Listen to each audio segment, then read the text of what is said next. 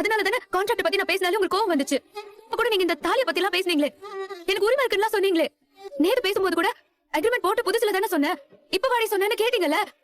அதுக்கெல்லாம் என்ன அர்த்தம்? புரியுது, நீங்க மனசு மாறினது உண்மை. இப்ப வெண்ணிலாவை பார்த்ததும் திரும்பவும் மனசு மாறிடுச்சு. முழுசா மாறிடுச்சா இல்ல இன்னமும் உங்க மனசு இவளா அவளான்னு ஒத்தையாரட்டையா போடுதான்னு தெரியல. என்ன இருந்தாலும் நீங்களும் ஒரு ஆம்பளை தானே நிரூபிச்சிட்டீங்கல்ல. எல்லாம் ஓப்பனா கேட்டா இருக்கவே இருக்க அக்ரிமெண்ட், அதை தூக்கி போடுவீங்க. உங்க லைஃப் சேஃப் தான்.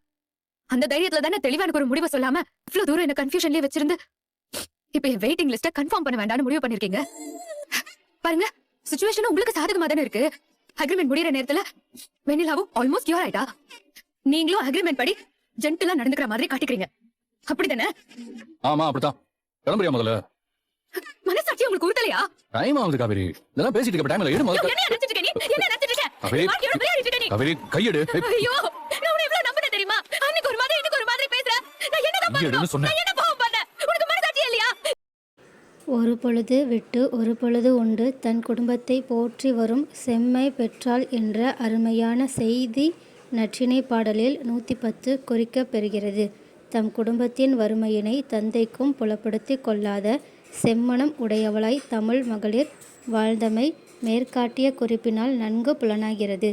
குடும்ப வாழ்க்கையில் உண்டாகும் துன்பங்களை எல்லாம் பொறுத்து கொண்டு தம் கடமையை செய்யும் திறம் தமிழ் மகளிர் தனி சிறப்பாகும்.